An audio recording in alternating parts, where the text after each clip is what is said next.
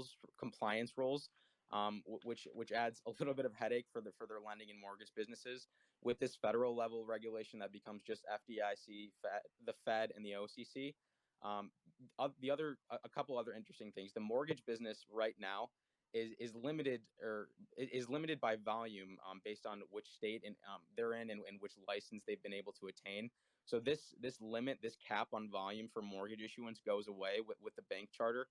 They're able to hold these mortgages on their balance sheet, and they're really able to issue as many as they see as optimal instead of as many as each individual state sees as optimal. So, and the list of benefits continues. So, they also get the freedom to provide their own interest rate on checkings and savings. So, on checking and savings. So, I'm talking about this passionate ambition to cross sell and to boost that LTV.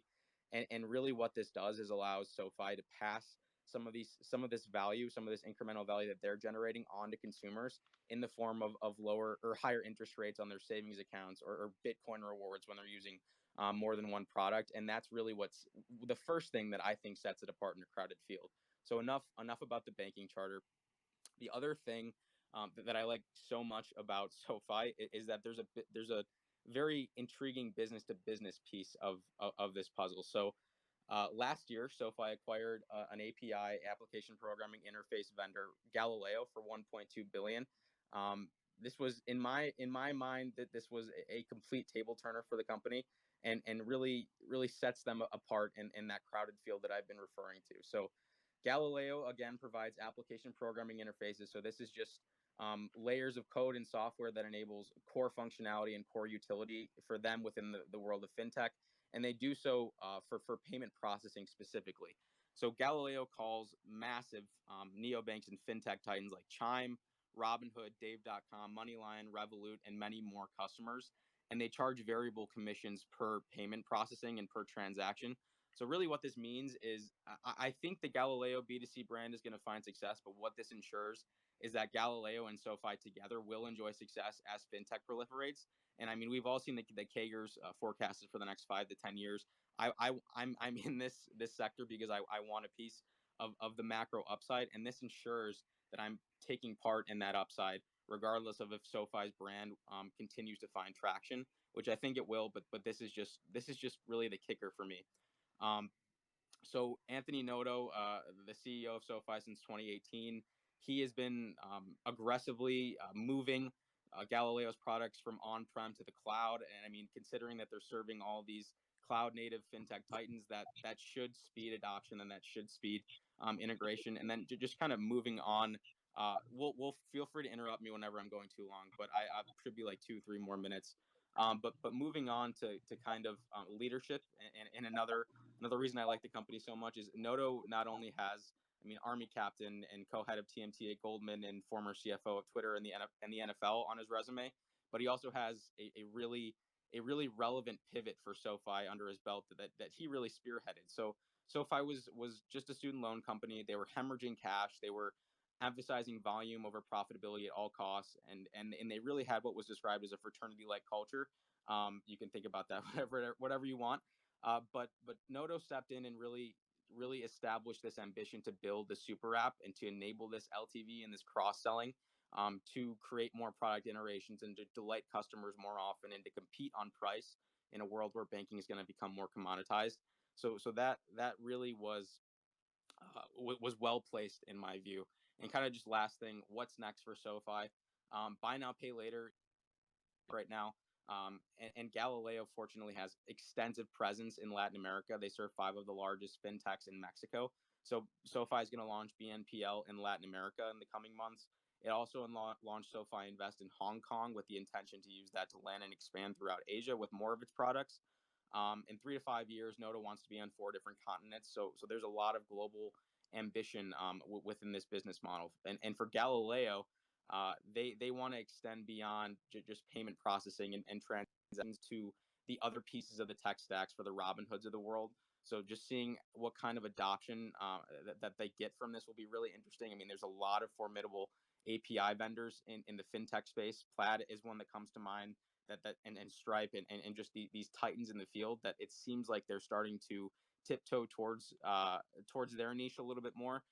So Galileo's definitely established this payment processing go-to reputation, but it'll be interesting to see if they can bring this really positive reputation that they've built. Last thing, sorry, Wolf. It'll take a minute, but people were harping on them for a pretty inline earnings report last quarter. So they did not raise.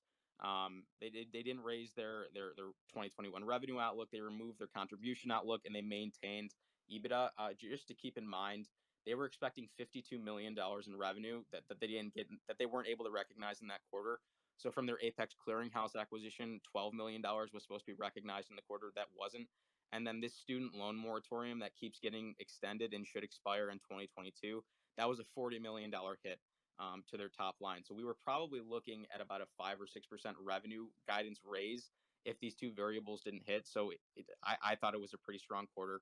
And I mean, when you have a company that's expected to compound at 50% through 2023, that gives you $2 billion in sales and probably roughly $500 million in EBITDA. We're at a $17.4 billion enterprise. If they can continue to execute, and that 2023 again is 14 months away. So if they can continue to execute, there's a lot of upside, and just lumping this B2B and this B2C endeavor together, it'll again, going with that low cost theme for B2C, it allows SoFi to pocket a lot of third party costs and become even more of a low cost provider in their B2C endeavor.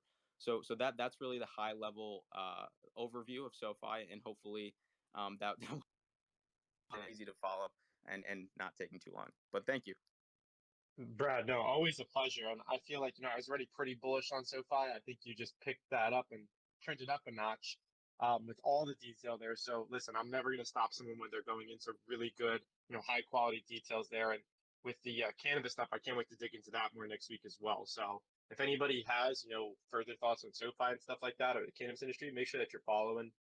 Brad is definitely, I think, one of the experts on it in that area, and consistently puts out great content around it. So appreciate you being here. Thanks for having me, Wolf. Always a good time. Absolutely, man. Keeping it moving. Evan, would you like to go next? Damn, man, I have to go after that. That was pretty impressive. But yeah, no, definitely I'll go. I don't have as much. I kind of just want to go through what I was buying and selling this week. So quickly, I am a long-term investor as well. I try and look for those long-term 5, 10 plus year trends, stocks that I can hold for that long. And most of the times, I'll buy a position, not most of the time, pretty much every single time I'll buy a position in dollar cost average in over time. So that's what kind of a lot of my buys were this week. I've been on this one for the last couple of spaces, and I haven't really been doing too many buys. So this was kind of the start of me getting back into the market, and I felt like we were at slightly better levels. So overall, I dollar cost average into positions that I already held mostly. So that was Amazon, Facebook, Disney, Penn National, QYLD, and then Google. Were all ones that I already owned in dollar cost average into. And then a new position that I started was PayPal. I started it yesterday for the first time. A small initial amount that I dollar costed average in a little bit more into today, but it's still in my portfolio, a pretty small position. Kind of just off the reaction to the Pinterest news, which I truthfully think just isn't going to materialize into anything.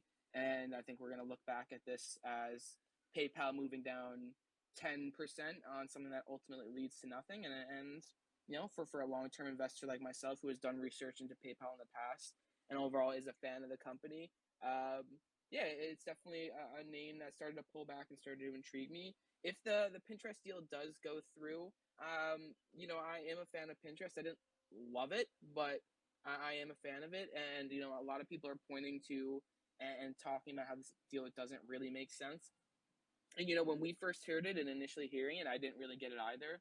But just kind of thinking and reflecting on what they're betting on here, there's a bunch of other companies doing the same thing. Facebook Shops, Twitter is trying to sell you stuff through Twitter now. E-commerce through social media, a lot of companies are betting big on it. And to me, that is what this is.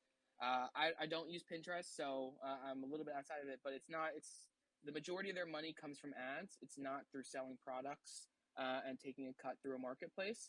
And, PayPal probably sees an opportunity there to turn it into that. And, I don't know how much e-commerce through social media is there right now, but there's a lot of companies trying to build it out, and who knows, it could be an interesting upside. So my overall thesis with this is that this deal is not going to go through, but if it does, I would be okay with it. But truthfully, me buying it here is on the thought that it's down 10% on something that I don't think is going to amount to anything. Interesting points there. I'm taking a look at it, and honestly, it's also kind of right at a pretty good support line, right around the high 230s, 240s. So even, if you're bullish on, PYPL, PayPal long term, regardless of this deal, this could be, an opportunity. And I hear what you're saying with the Pinterest side of things. I also don't use Pinterest, so not like the best person to speak to what it would add to the value of the company. But I've liked PayPal for a long time. PayPal is one of those companies that if you go back with the whole eBay deal and then spinning eBay off, there's some craziness there when you look through the last 20 years of the company. But they've continued to grow and been a leader, and they're so highly integrated with that PayPal API into basically every single platform as a form of payment. So right now I'm looking at it, and the market cap's not insane. It's like 283 billion. I think that makes sense for where the company is, and like you just said, to lose 10%, right? They just lost like 30 billion, $25 billion based on that news. If that wasn't to go through, there certainly could be a bounce back there. Have you added to more Skyworks solutions yet this week? Holding off there? Let me double check. I think I added to it last week, which it was the first name I started buying back into. Yeah, just last week. I didn't buy in today. And honestly, looking at this, I'm surprised I didn't add to any of my semiconductor holdings. I think that's a mistake. So I'll look through and probably add to one of them. I don't quite think it's going to be Skyworks, but we'll see. I hold Nvidia, AMD, Qualcomm, and I think one or two maybe others. Cool. Well, looking forward to seeing any other moves that you make, and appreciate you joining. If you have any other comments, feel free to use that raise hand feature. And to my speakers, apparently Spaces was pretty glitchy yesterday, and I couldn't see some raised hands. So, if your hands up for like a few minutes and I'm not calling on you, just DM me or something like that. We'll see. But I also do have a somewhat preset order. I think we're gonna go exclusive, juicy, Fat Baby special. If that's okay. I know Fat Baby, you said the latter half of this was better for you. So I think we'll just move through it like that. But appreciate you, Evan. Okay. Exclusive. Oh, real quick. Also, just wanted to mention to everyone, if you're sitting here and you're listening, and maybe you're scrolling through Twitter at the same time, I just dropped my newsletter for the week, which is I also posted as a thread, so you don't even have to go into the newsletter. It's the top 10 tweets of the week. Maybe you'll be amused by it. We've got a juicy tweet in there. I think we've got a few others in there as well. Ashley, I see you in the crowd. So if anybody wants to hop into there and just have some fun, read some good tweets, that is the last thing that I tweeted, I'm pretty sure. So you can check that out. I was looking through that, and I saw at the bottom of it, I saw Review Twitter, whatever it is, they added a feature where you can like directly subscribe to newsletters through the timeline, and I saw it on yours. So it's Hell pretty yeah. cool new feature. Yeah, it was definitely nice to be able to see that in there. Hell yeah, cool, awesome. Oh, and then the last thing I'll mention, because I looked last night and there's like now hundreds of people on this. If you're enjoying the spaces, and for next week you're like, oh well, when are all the spaces going to be? Twitter Spaces doesn't let me put out reminders ahead of time for several spaces. But what I can do is I've created a Google Calendar where I keep track of all my spaces on there, and I upload it ahead of time, basically a week in advance. So if you want to be on the Google Calendar where nobody else can see your info, but like I said, there's hundreds of people on there, just DM me your email and just say that you want to be added to the Google Calendar, and I'll usually add you to it within a few hours. And you can toggle it on and off if you want it on your calendar or not, but at least you'll be able to see, hey, here's where, all the Twitter spaces that I want to go to are, because I already have like 10 planned for next week. So if that's going to interest you, be sure to hop on that. Exclusive, would like to go to you next if you're ready. Yeah, man, I had a bunch of technical difficulties. I don't know what's going on today. Yeah, no, it's been a crazy day, crazy week. I got a little ahead of myself on Amazon. I've got some swings for next week, but I took a short trade, and then of course the market dumped, so I got caught in that one.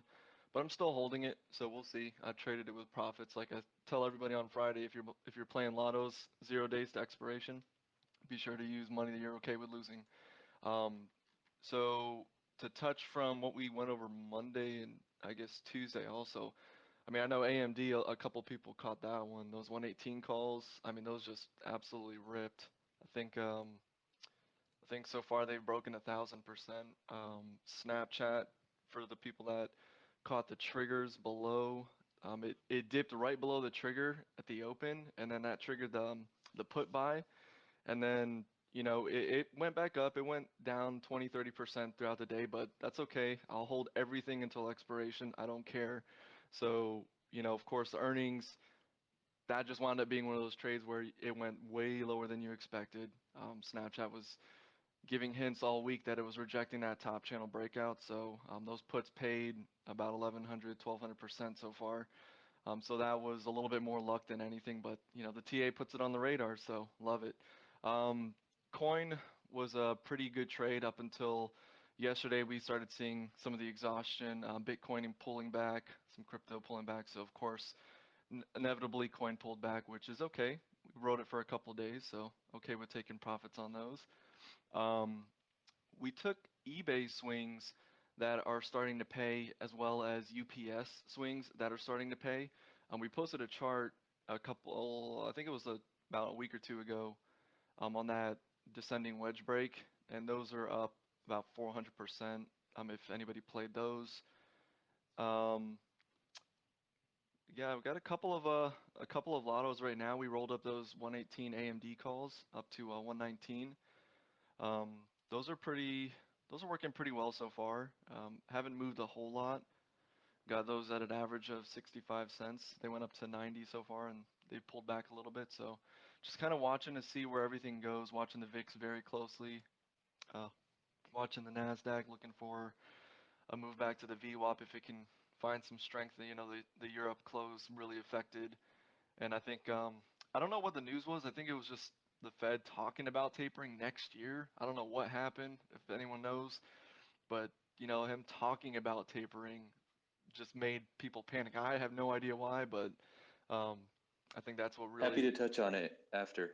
Yeah, for sure, for sure. And, other than that, just a couple of names that we've been kind of bringing up all week, Netflix, Tesla. Tesla finally breaking. We got those $900 calls, and we've been holding those, and they've been at a loss for a little bit. I think at one point they were down 80%, but like I say, I'll hold them as long as I've covered it for the day. Those $900 calls finally paid. I did a space yesterday morning and told people that I got them at $1 while they were down 80-90%, and then those wound up going to 12 plus today. So that was another 1,000% trade. So it's really good. And I piggybacked off of Juicy's Netflix call too. We had triggers, but he put it back on my radar because things slip through the cracks. So that was a good catch by Juicy there. And yeah, that's pretty much how the week's gone. A lot of green trades except for Amazon. Cool stuff, man. Going into next week, are there any specific names that are staying on your radar? Is it still kind of like Tesla, AMD, some of those others? Of course, we're going to play the big tech names running up to earnings. I'm still contemplating. I want to see how the market looks closer to the end of the day before I do some swings into next week.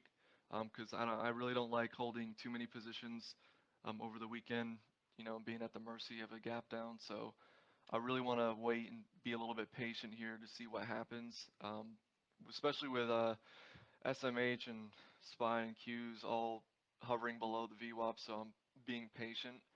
But I think going into next week, let me pull up this broker here. So I'm logged in. This is the first time in I think a few months I've been logged into my small account on Robinhood, my E-Trade account, and my E-Trade Pro for my equity account. Because with all these SPACs and Trump names and stuff like that, I had no choice but to trade equity today. So definitely glad I did that. So I think next week we've got a couple swings for Tesla. I've got some $1,000 calls that I bought around $2 that I'm swinging for just some continuation to the upside. As long as it holds over 900, I'm looking for another 15, 20, 30 point move if the market can hold. I think a firm might be a good one to watch in the next week. Lemonade, that might be another one to watch. AMD, AMD's just been on a rip and tear, so I'm going to swing some of that next week too. And I've got some Twitter long CrowdStrike long, and American Express and Visa long for finance. Which Twitter longs? So on those right now, I've got $70 calls expiring next week, and what we're really looking for, on Twitter is just a move back to that recent pivot from July. And if we do that, those are going to pay obviously a lot, but right now they're just down 10%. So we might get a move back to the bottom of this wedge that it's in. So if we get a move back to the 68, 67 range, I mean those calls will pay big. So we don't really necessarily need to move back to 70, but we'll definitely ride the wave up to it. Cool. Appreciate it. Something to keep an eye on, Evan. I know you had mentioned that, right? Yeah, definitely. Cool. So keeping an eye on that. Awesome. Well, thank you, Exclusive. I appreciate, Yeah, the no worries. full rundown there, and it's cool to hear that you're also trading, some comments today, in addition to the typical, option trades. And yeah, you've had some great calls throughout the week. I think somebody suggested we start keeping like a Spaces ledger of just all the calls from every single person, because over the past couple weeks they've been on fire, which has been Yeah, a great market. I think it was Pup or Wolfie was one of those two. Yeah, yeah, definitely. Ashley, did you have a quick comment? Honestly, I just was listening in the background, and I'm not much of a trader because I'm not really great at reading charts. But I just wanted to say that I was impressed with the panel and some of the trades they make, and I've been learning a lot through listening to these spaces. So I have, just wanted to give y'all a shout out and let y'all know that we're all watching and hoping to learn from you all. Hell yeah. Well, I feel the same way about it. I'm here to learn just like you are. By no means an expert, and it's great to have people in here that have, decades of experience and a lot of, time put into research and everything like that. So same boat as you. Thank you for coming up, Ashley. Juicy, would you like to go next? What's going on, everybody? Can you guys hear me now? Yes, sir. That sound good? All good. All right. Sorry, I was driving. Now I'm finally back set up, man. Thanks for having me on, Wolf. But yeah, this has been it's been a great week for short-term traders. If you got a strategy, getting in and out. My only swings I had on was in the beginning of the week. You guys saw me tweeting around saying, "Yo, watch Square above 51.70 or 50, whatever I was posting." So I went ahead and got in a Square swing, closed that out yesterday, and today we actually, of course, we're seeing the retracement. But before I get into me and what I did this week, I want to echo with something that Exclusive just said. You really want to apply some patience here, especially with the market itself. SPY approaching, well, it was approaching all-time highs. And if you look at a chart of SPY, every candle leading into today, close to that level, is pretty much straight up, right? So when we start getting to these all-time highs like this, and we're straight up, we run what's known as exhaustion risk, right? So when we have nothing to the left and we start getting up there with at all times highs, eventually we get a little tricky, right? We get random rug pulls, that random rug pull to get randomly bought up. So for me, I'm not really looking to add longer exposure, right? I'm not looking to swing anything for a month out or 2 months out. I want some consolidation to happen before we go higher. Overall in the market, I'm bullish, right? I do think that we'll chop around for a little bit and then we'll see a new all-time high. I think that until we have some definite taper news into some definite taper levels, I think that we'll go higher. But me and my week, honestly, this has been the best week of my trading career. I had a very big position in Tesla yesterday. Had a very big position in Netflix yesterday. This morning I had a very huge position in Afrim. I had a very I got a little aggressive this week because I saw the opportunity, and that's what being a trader is, knowing when to get aggressive and when not to. Had a nice position here in Baba. I got Amazon short with a nice position size. Monday again was Afrim pretty big. I also had Crowd this morning. So this week I've been hot, and yesterday I had QS, which was random. And for those of you who don't know that don't follow me, I'm a big time trader of wedges, fib levels, and what's known as the inside method that we teach. I've been in and out. Those are those trade ideas you guys always see me posting. I would say, like, yes, if you look at my timeline, yesterday I said QS above this level, QS below that level.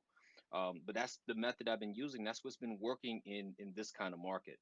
But going forward, man, I definitely think we're getting a little bit choppy. But for me, all in all, very great week. And ending the week pretty much cash, not really holding anything in my short-term account over the weekend. My long-term investment account, I got a lot of Tesla. As you guys know, I'm long at 762. Got a lot of SPY. I got a lot of SoFi. And I picked up some DWAC yesterday. DWAC, I don't know, DWAC. I got in around the $20 area, and I actually sold at 40, and I thought I was the man. You should have heard me on audio talking all this crap, like, yo, I killed it, and next thing you know, this thing runs a ridiculous amount. But that's my week.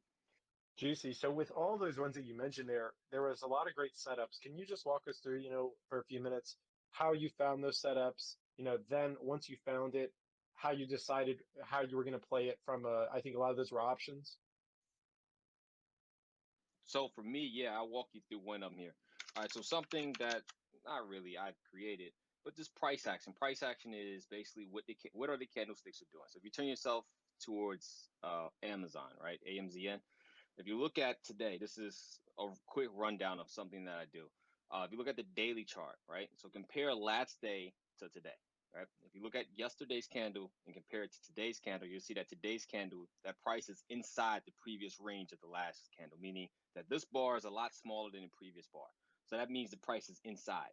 Because it's inside, that price has to go outside at some point, right? And once it breaks the bottom of the day from yesterday, that's where you actually attack the short, right? And I usually either draw fib levels or use recent price action to determine where it's going to go. And I usually get in with a tighter stop. So it's either going to go, run, hit my price target, I'll make some money, or it's going to stop me out for tight loss, right? And this week has just been fire. I usually trade in the money contracts when I do these on a day trading perspective. Like if I know I'm going to get out today, right, I'm going to get it in the money contract, right? And I pretty much do this amongst the majority of the bigger mid cap names, some small cap names, but you won't ever catch me doing this on an OTC name. But that's pretty much one of the many strategies I use. But for day trading, that inside bar method that we teach is just, it's very quick in and out, very consistent, and you can easily stack up the gains there with doing that. Got it. Got it. Exclusive. You have your hand up? Yeah, I completely forgot that you asked me about DWAC before my Bluetooth started messing up. Um, yeah, no, we got in a little bit below 20, just like a lot of people did. How we entered that was we noticed the volume pre-market, of course, and then all we did was we waited for it to break the high. We posted a chart for it too, just so people could get a visualization of what we did. And that's really all it was. It was as simple as it being on our radar pre-market. Then the news, obviously brought everyone's attention to it. It sold off, and then when they curled back up, that's when we entered. So it's again what I talk about when you're looking for those confirmations versus anticipation, because some people got in and got liquidated, but we will wait and we'll enter when we get that confirmation. Got it. Yeah, back to you, Juicy. No, I just wanted to say that's pretty much what I was looking at DWAC too. Like honestly, I use trade ideas as my primary scan, and they have this thing called relative volume. It gives you an actual number. The most I've ever seen on relative volume was pretty much like 40 or 50. DWAC IPO'd at 13,000 relative volume, and I was just like, "What is this?" So for me, it was like, "Yeah, I gotta trade it, right?" Because like honestly, I want to give everybody, big part of my edge is trading where that volume is at, right? So if you have a lot of relative volume in a stock, and don't nobody go out and do this, but you could literally almost always BS an entry. If that stock has a ton of relative volume, almost always it goes in that direction. So for me, when I saw that relative volume, I got in late. I'm not sure how long you held, but I chicken hens it exclusive. Like literally, I was in when they halted it and gapped up to 40. I literally got right out off chicken head. So it was a great Yeah, trade. I admittedly scaled out some of it a little bit early. Um, I'll do just like I talk about the roll-up method. I do the same thing with scaling out. So I'll scale out small. Once I start getting into the 2, 3, 400%, especially on common stock, because I don't really trade common stock as a day trade. I usually do it long, 3, 5, 10-year investments. Oh, and by the Netflix is a new high day, but for those who's watching it. But no, I scaled out, and then it just kept on going. I had a very small position at this point going into the open, but you know, just like everybody else, I was happy with a couple 100% on equity, so not complaining about that. Definitely. Hey, Fake, you have a comment? I see the hand up. Yeah. Sorry, guys. Sorry. I was just gonna say, I liked how Juicy spoke about how he had the best trading week. I don't know if he said ever or in a long time, and then proceeded to mention good tickers that weren't, these pumps that we're seeing. For whatever reason, they're being ran up. I mean, no hate to anybody that plays DWAC, but I've seen a lot of people, and I think Exclusive and Juicy both mentioned this, how you bought it at 20, you sold at 40, right? And it was sort of what you felt at the time and everything. There's other people I've seen on the timeline right now that are talking about, like, oh, I'm so down on myself, like I paper handed this after 200%. And you know it's really hard for people to go against their trading plan and what they know works for them, and to abandon that just on the energy of sentiment. So I wouldn't sit here and dog yourself at all. And maybe that's not what you're doing, but I'm seeing a lot of people, like, even there's great traders that are sitting here wondering, like, they're what ifing and they're bummed. People are getting bagged, so consider yourselves lucky. I respect anybody that gets 100% on one of these. I was certainly looking at it the other day and wondering, what I was doing, but I don't know. I don't want to say that I'm too principled, because I'm still learning too. But a lot of these people are, you got to be careful with who they come in there with, these enormous PTs, and like, it's entertainment. I mean, that's essentially what's going on. But yeah, don't anybody in here that's listening to, not just the people that are up here I'm speaking to, don't dog yourself when you get 80 to 100% on these. That's huge. Yeah, completely agree. There's plenty of areas within the market to make money, and profit is profit at the end of the day, and it's going to always help. And to take it at the, like, even we were talking about this with the coin options that we were doing from Monday, where Mm-hmm. they could have run so much farther, but it is what it is. We take the profit. All right, Exclusive, I'm going to go to you for a quick comment, and then I'm going to go to Fat Baby. Yeah, no, I just wanted to second that too, and it's just like you see these you see these indicators and you see all these things pointing to, take profit. I mean, who's realistically, any trader with a lot of experience is never going to add to a position when the RSI is over 90. I mean, it's just, you're asking for liquidation at that point. So no, I was just seconding his opinion on that. 100% got it. Yeah, Evan. I just wanted to quickly third that and say the exact same thing. The people who are sitting here, telling you that, oh, you missed so much, you only got a 200% gain, you only got a 300% gain, those are the people who are going to end up being the bag holders at the end. It is impossible to go broke taking a profit. I could tell you it is, like, even more impossible to go broke taking a profit of 200%. 200% in a day is an amazing week and is an amazing month. Honestly, it's an amazing year. So take your 200%. 100%. Well, 200%. Cool. Fat Baby, going to you. Hey, how's it going? Good, man. How you been? Doing well, doing well. So I made a few trades this week. I'm mostly a long-term stockholder. I do a few YOLO call options just for fun, but I keep that less than 1% of my portfolio, all that kind of stuff. But this week I bought two pre-existing stocks I already held, and that's Spotify and Zillow. Um, Zillow definitely took a bit of a hit this week, and I bought after that, and it was basically due to their iBuying segment and them putting a pause on that. And for me, my core belief in Zillow was never entirely in their iBuying. iBuying is a very interesting business model. I think it could be the future, but I have a low confidence percentage in that. And I think the way Zillow's aggregated massive demand gives them a lot of optionality. So when I see a 10% drop because of a small portion of their business, and really their IMT segment of their business, which is their internet, all that kind of stuff, where they make the core of their money from ads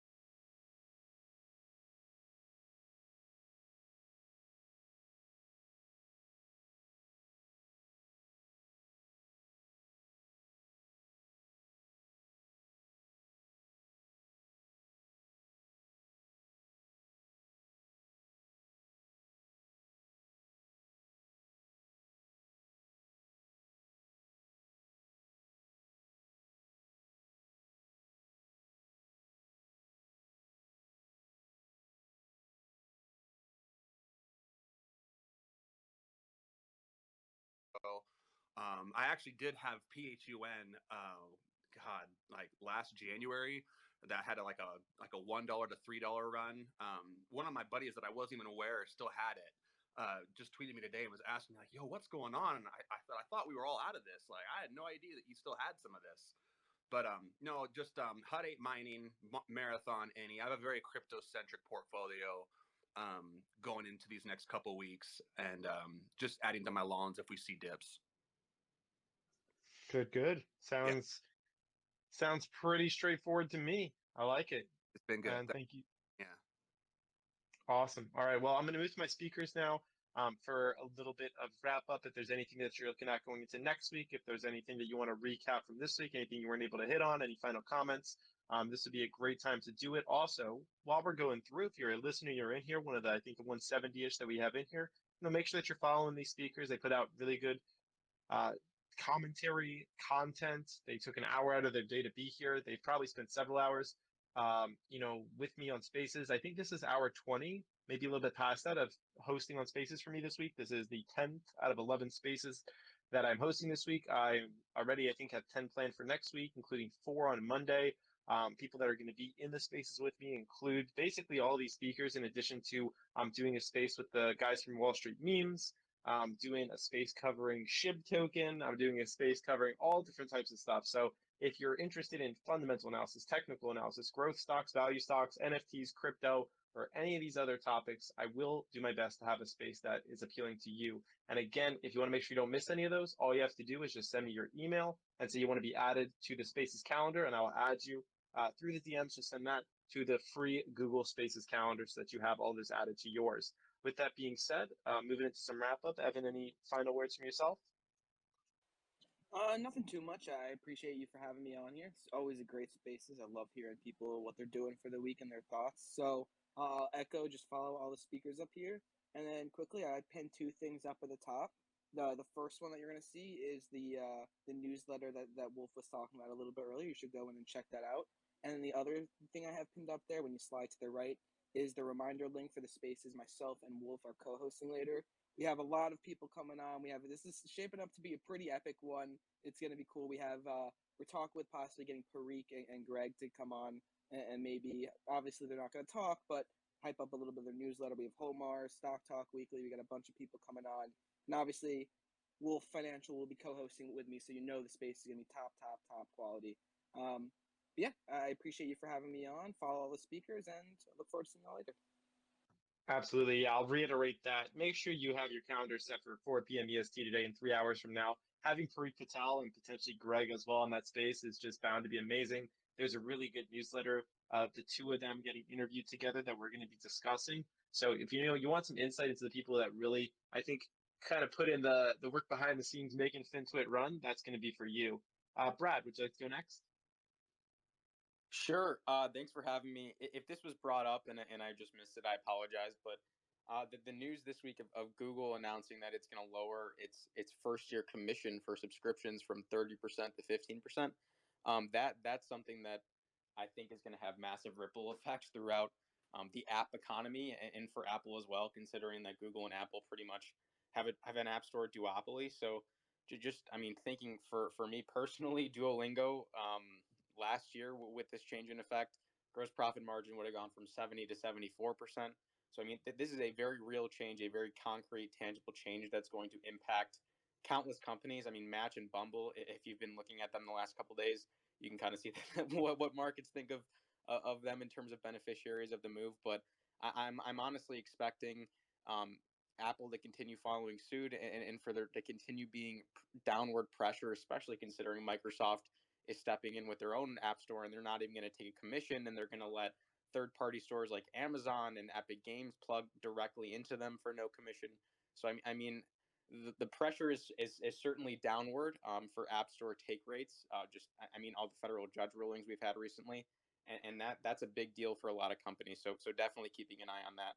Yeah, I can actually personally relate to that. And since you've given me the opportunity, I'll just speak real quickly. That's something which is huge for Wolf, actually.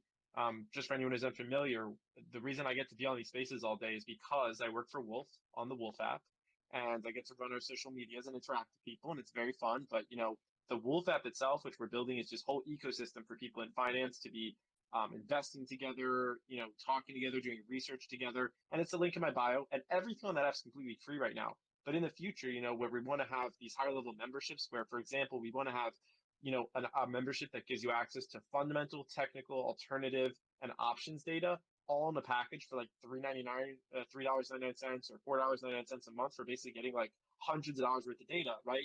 We can now have a cheaper price on that package because we don't have to send 30% of that over to the App Store, over to the Play Store. So this getting driven down, I think, is really good for the end consumer. As somebody who's literally working right in the middle of this industry. So yeah, I completely agree with you there. I think it's a huge point for people that are working on, small businesses and startups. Cool, exclusive. Would you like to go next? Yeah, sure. As always, thanks for having me. Love hearing from everybody else. Love sharing what we have for everyone else. So it's definitely good to always collaborate. Yeah, no, I mean, overall, great week.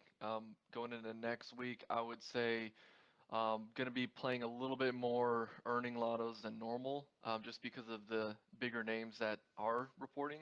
So typically, the end of October and beginning of November is when I make the most of my profit for the year. So I'm thinking about posting like a couple of them a week, in addition to triggers, probably post a trade or two actually on our feed on Twitter, because I've gotten a lot of feedback about that. So like that AMD trade that I was talking about here, I could have posted that to Twitter. We got the 119 roll-up calls; those went up 70%. So a lot of people can you know make money off of stuff like that. So not that it's a recommendation to buy or sell anything, but yeah, definitely going into next week. Going to be looking at semis, big tech. Want to see where the money rotates, and like a lot of people have said, you got to think about the money that has been made the past 2 days from people that have no idea what they're doing. They're going to be looking for the next big move, and they're just going to wait and kind of do what the whole Wall Street bets thing did. They just wait for someone to give them the command, and then they all follow. And it's just those are the kind of moves that we have to be planned for, and it's just that's the market we're in nowadays. So it's definitely good to be careful going into positions, make sure you cover, and yeah, that's what we're gonna be looking for next week.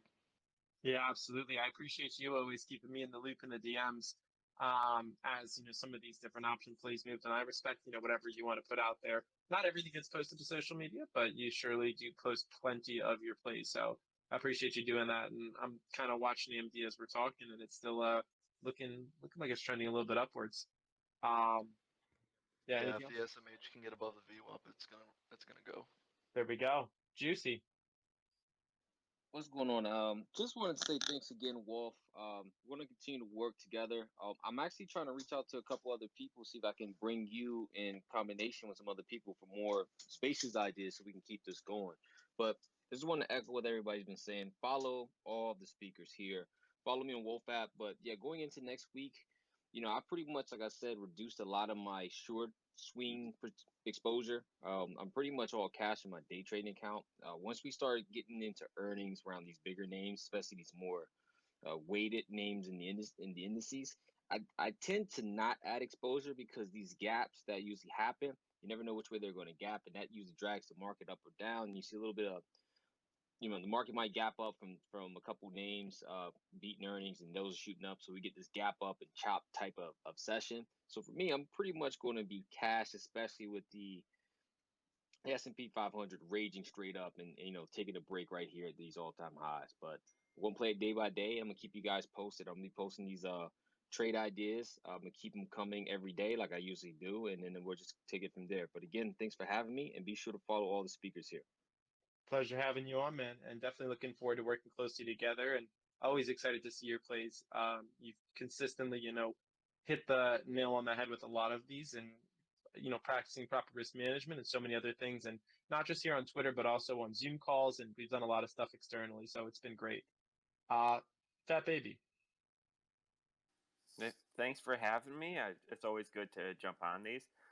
Just want to give a quick shout out to my blog, fatbabyfunds.com, and then I'm joining the Just Swinging It pod. So check that out. We're going to be posting an episode next week, and we should have you on there, Wolf. We can talk about your business and your trading and all the spaces, all the fun stuff you got going on. Thanks for having me. Let's make it happen. I'm excited for that 100%. You know, making time for, Fat Baby was actually the first account that I met with on Zoom off of Twitter. I think you were the very first one. So it's a pleasure whenever we can, continue to chat. Yeah, absolutely. It's hope it's all going well with your business and everything too. Dude, Wolf is cruising. For anyone who's unfamiliar, the startup, just like the 20 seconds on it, we bootstrapped for 17 months. We made our Twitter back last September. A lot of people took a chance on us at just a couple hundred followers in early February, and it just has really popped off since then. And Fat Baby was one of those. We got funded a little bit over a month ago. We got pre-seed funding. We got an 8-figure valuation on Wolf, and we have just really are excited for everything that's coming out. We're introducing a trading platform in the next couple weeks on the app, and our team has swelled up to 12 now. It's really, really an exciting thing, and for myself, who's not that far out of undergrad, to be able to be working on this. And I literally, people are like, what do you do for work? And I'm like, yeah, I just spend like 60 hours a week on Twitter, and it's just a blessing, because I don't think they understand the knowledge and valuable information that I get to take in just by being in the center of all this. So I'm certainly appreciative of it. And thank you, Fat Baby, for being there. Special. Congratulations, Wolf. That's huge. I didn't know that. Hey, congratulations, Wolf. That's great. And thank you for having me as always. Everyone on here, a lot of good, there's a lot of good info. So enjoy being on these and kind of listening to everyone. And it's a lot of fun. So while we were speaking, I got, 4 DMs on, I guess people are interested in dividends and REITs. So, on next one, I'll spend more time on a CIO, but essentially the Cio Office Reit owns Class A office assets, like basically trophy buildings in New York and San Diego. It's selling one of its San Diego buildings that's worth 75% of its market cap or 60% of its enterprise value. This has been a triple for me, but the selling of the San Francisco building is a catalyst. So by selling 75% of its market cap for cash, it will only lose 10% of EBITDA, which kind of shows you that the market has been discounting their buildings just because they're office, but their buildings are like the buildings on Fifth Avenue. And I have a list of all the buildings, but I'm not going to spend a lot of time on it. So City Office REIT, for those who DM'd, that's kind of the high level overview of the REIT. It pays a dividend. It trades at about a 50% overall discount to net asset value. We'll definitely try to cover it on the next spaces. Absolutely. Looking forward to it. And yeah, thank you, Brad, as well. I haven't really shared a ton because we've still kept a lot of stuff with Wolf under wraps as to what we're putting out, what we're building. What I'll say is, our goal is to provide people with a competitive advantage in their investing and trading. That is the ultimate goal of the Wolf app. So take that as you will, but there's much more to come. And in the meantime, I'm certainly here. It's been exciting. This audience has been growing on the Wolf following by like 1,000, 2,000 followers a week for a while now. Clearly there's, demand for what we're doing, and I can't wait to, bring all those people into the ecosystem. So with that being said, for my personal stuff that I invested in, I'm going to share that at 4 p.m. On my Space with Stock Market News this week. So be sure to be there, if you want to listen into that. Preet Patel, I think will be there because he just followed me back. So I think that'll probably be on that based on the follow. So with